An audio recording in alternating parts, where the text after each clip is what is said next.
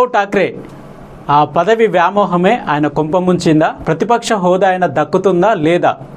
సానుభూతి హస్త్రాలు, సిద్ధాంతాలు, సెక్యులరిజం పెను సవాలు.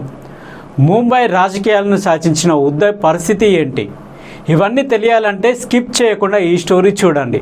స్టోరీలోకి వెళ్లే ముందు ఒక చిన్న లైక్ చేయండి, అలాగే సబ్స్క్రైబ్ చేసుకోండి. కొత్త విషయాలతో మీ ముందుకు వస్తాను. ఈ వీడియో చూశాక మీకేమైనా సలహాలు, సందేశాలు, సూచనలు ఏమైనా ఉంటే కింద కామెంట్ బాక్స్ లో చేయండి. ఇక స్టోరీలోకి వెళ్దాం.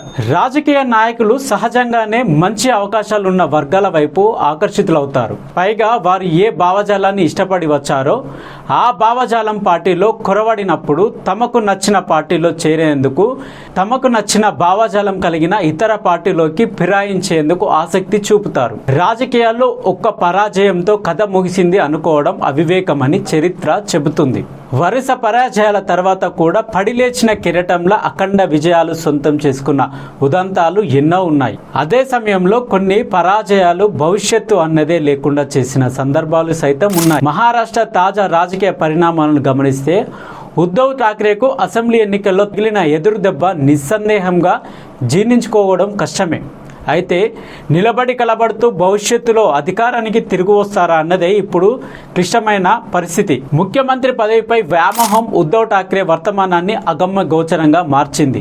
నిజానికి 2019లోనే ప్రజా తీర్పు భారతీయ జనతా పార్టీ శివసేన కూటమికి విజయాన్ని అందించింది. ఈ ఎన్నికల్లో 152 స్థానాల్లో పోటీ చేసి బీజేపీ 105 గెలుచుకుంటే 124 స్థానాల్లో పోటీ చేసిన శివసేన కేవలం 56 సీట్లను మాత్రమే గెలుచుకోగలిగింది. ఎక్కడైనా ఎక్కువ సీట్లు గెలుచుకున్న పార్టీకే ముఖ్యమంత్రి పదవి వర్తిస్తుంది.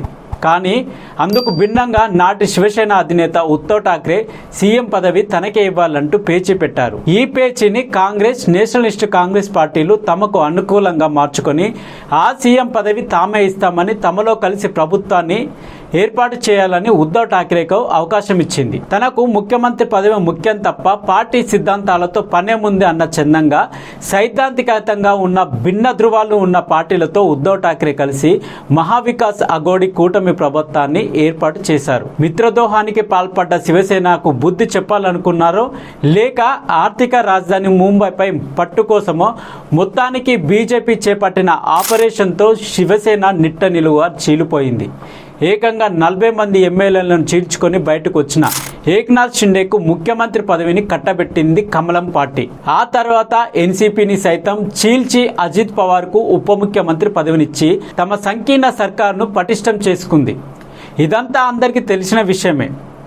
ఈ కథలో అసెంబ్లీ ఎన్నికలు ఊహించని మలుపు తీసుకొచ్చాయి. ప్రతిపక్ష నేత హోదా సైతం దక్కని దైన్యం అసెంబ్లీ ఎన్నికల ఫలితాల ముందు వరకు మహావికాస్ అఘోడి మెజారిటీ సాధిస్తే ముఖ్యమంత్రి పదవి తమకే దక్కాలంటూ శివసేన పార్టీ, ఉద్ధవ్ ఠాక్రే వర్గం, కాంగ్రెస్ నాయకులు బహిరంగంగా చర్చించుకున్నారు.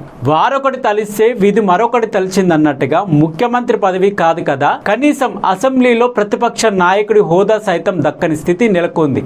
ఇకపోతే ప్రతిపక్ష హోదాకు అవసరమైన కనీస సంఖ్య 29కి అఘోడి కూటమిలో ఏ ఒక్క పార్టీ చేరుకోలేకపోయింది. గుడ్డిలో మెల్ల నయమన్న చందంగా కూటమిలో పెద్దన్న పాత్ర పోషిస్తున్నందుకు కాంగ్రెస్ కంటే శివసేన వర్గమే 20 స్థానాలు సాధించి పెద్ద పార్టీగా నిలిచింది. ఉద్ధవ్ రాజకీయ ప్రయాణం 2003లో శివసేన నాయకత్వాన్ని స్వీకరించినప్పటి నుంచి సంక్షోభాలను, సవాళ్లను ఎదుర్కొంటూ ముందుకు సాగింది. ఆయన నాయకత్వాన్ని సవాల్ చేస్తూ తిరుగుబాట్లను సైతం ఎదుర్కొన్నారు.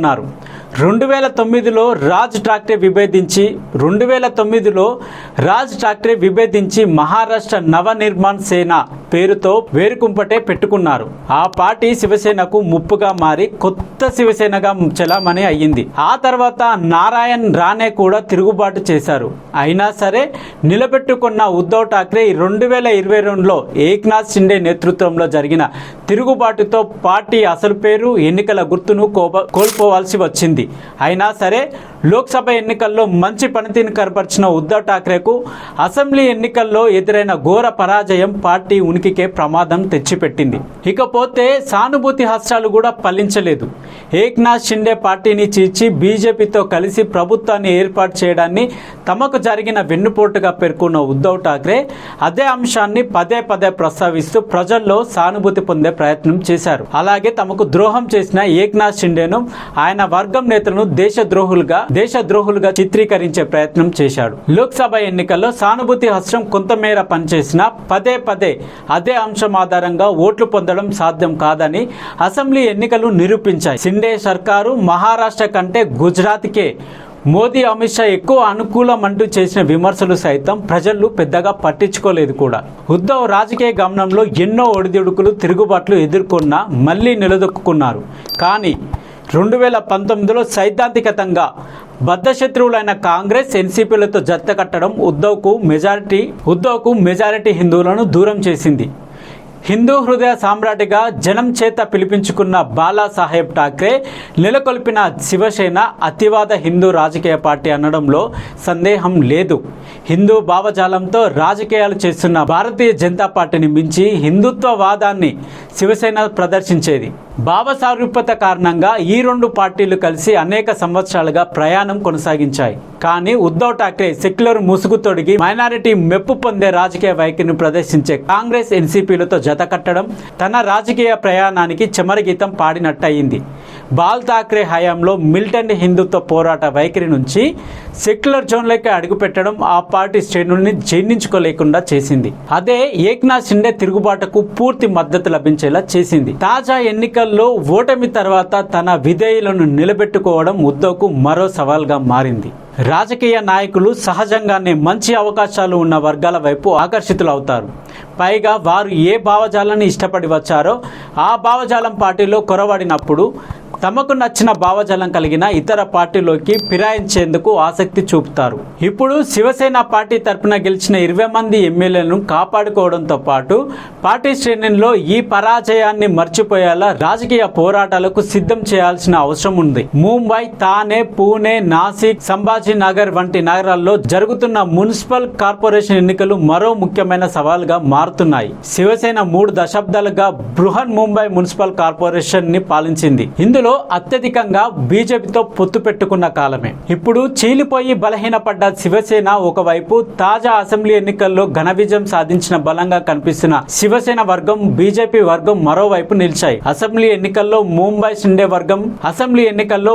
షిండే వర్గం కంటే ఉద్ధవ్ పార్టీ ఎక్కువ సీట్లను గెలుచుకోవడం ఆయనలో కొత్త ఆశలు చిగురింపజేస్తున్నాయి. బీఎంసీ ఎన్నికల్లో పట్టు నిలబెట్టుకుంటే పార్టీ శ్రేణుల్లో కొంత భరోసా నింపే అవకాశం ఉంటుంది. లేదంటే ఉద్ధవ్ భవితవ్యం ప్రశ్నార్థకమే.